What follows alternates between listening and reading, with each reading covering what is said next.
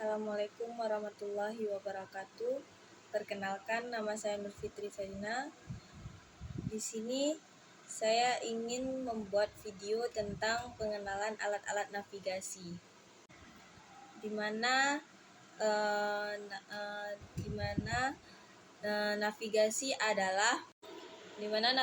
adalah suatu proses mengendalikan gerakan angkutan baik di udara, di laut atau sungai maupun di darat dari suatu tempat ke tempat yang lain dengan aman dan efisien. Alat navigasi ada beberapa jenis alat navigasi. Yang pertama itu ada kompas.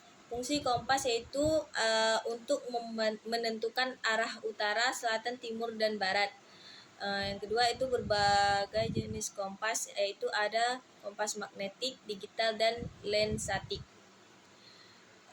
Cara menggunakan kompas yaitu dengan menunjukkan arah utara magnetik dengan jarum kompas, penyesuaian deklinasi untuk mendapatkan arah utara sejati.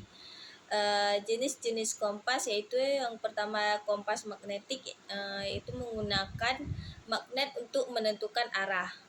Yang kedua ada kompas digital, yaitu menggunakan sensor elektronik untuk menunjukkan arah. Yang ketiga ada kompas lensatik, digunakan dalam navigasi militer, dilengkapi dengan lensa dan skala. Aplikasi dalam navigasi yaitu yang pertama penggunaan dalam kegiatan outdoor seperti hiking, camping, dan orienteering. Yang kedua, pentingnya memahami perbedaan arah utara dan magnetik sejati. Tips penggunaan kompas yaitu pastikan kompas berada pada posisi horizontal untuk akurasi yang lebih baik.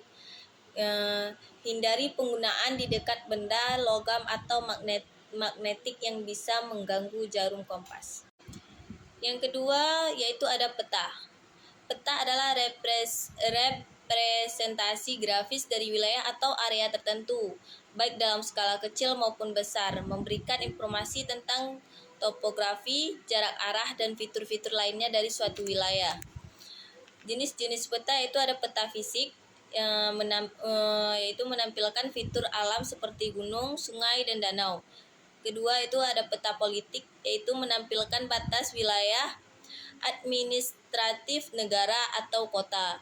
Yang ketiga ada peta topografi, yaitu menampilkan detail topografi seperti kontur tanah dan elevasi.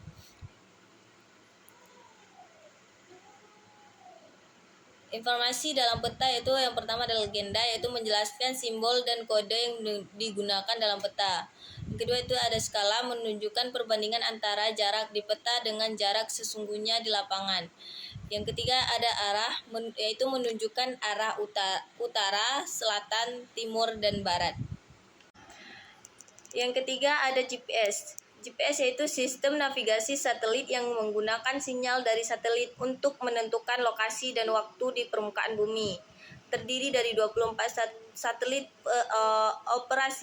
operasional yang mengorbit bumi secara terus-menerus.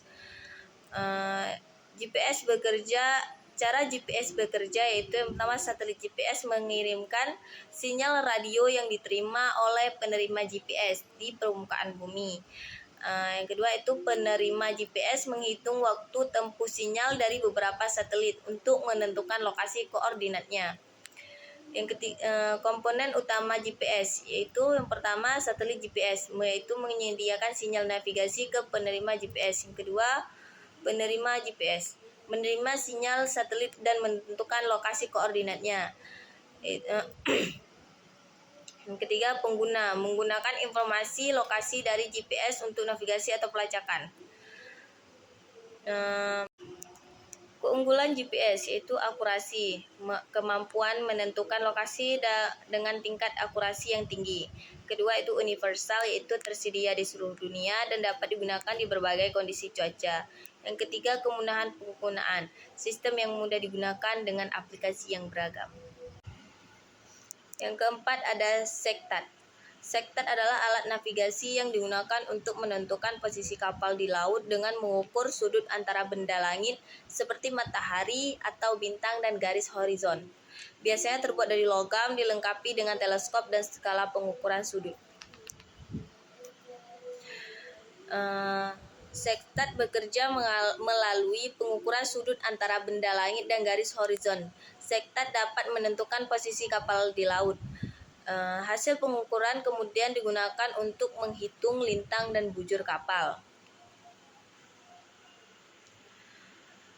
Sektat dapat digunakan utama dalam navigasi laut, terutama pada kapal-kapal tradisional atau saat navigasi jarak jauh.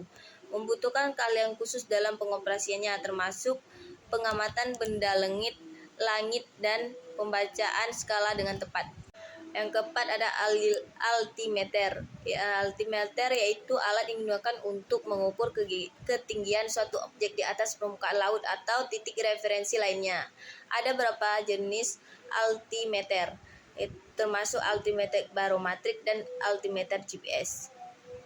Cara bekerja altimeter yaitu altimeter barometrik mengukur ketinggian dengan memanfaatkan perbedaan tekanan udara antara tempat di mana alat benda berada dan permukaan laut. Sedangkan altimeter GPS menggunakan sinyal satelit untuk menentukan ketinggian. Komponen utama altimeter yaitu sensor tekanan, mengukur tekanan udara untuk mengestimasi ketinggian. Layar digital menampilkan informasi ketinggian dalam suatu yang kelima ada kapal atau perahu navigasi. Fitur-fitur navigasi pada perahu atau kapal itu ada kemudi, pengaturan arah kapal, ada kompas yaitu untuk menentukan arah utara dan navigasi umum, ada GPS itu memberikan informasi lokasi, arah dan kecepatan kapal, ada radar yaitu mendeteksi objek di sekitar kapal, membantu navigasi dan keamanan.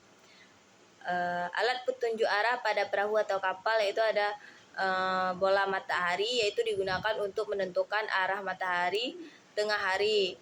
Yang kedua itu ada bintang, navigasi menggunakan posisi bintang di langit pada malam hari. Yang ketiga ada horizon, yaitu menentukan arah berdasarkan garis horizon.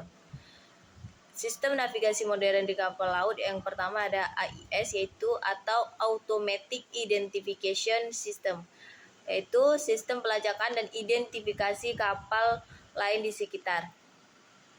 Yang kedua ada ECDIS, yaitu Electronic Chart Display and Information System, yaitu menampilkan peta laut elektronik navigasi lainnya, yaitu deteksi bawah air dan pengukuran kedalaman laut.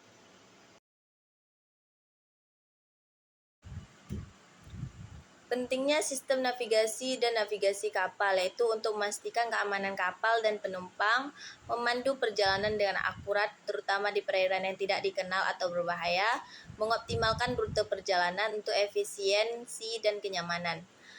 Pelatihan dan sertifikasi navigasi. Yang pertama itu pelaut harus dilatih dalam penggunaan berbagai alat navigasi dan teknik navigasi tradisional.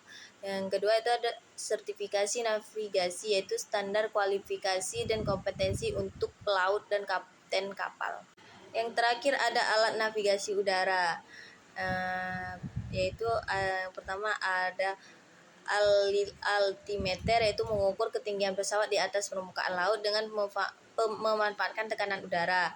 Penting untuk menghindari tabrakan dengan objek atau kendaraan lainnya serta untuk pendaratan yang aman. Yang kedua ada variometer, yaitu mengukur kecepatan perubahan ketinggian. Mungkin cukup sekian penjelasan dari saya. Jika ada yang salah perkataan saya mohon maaf. Assalamualaikum warahmatullahi wabarakatuh.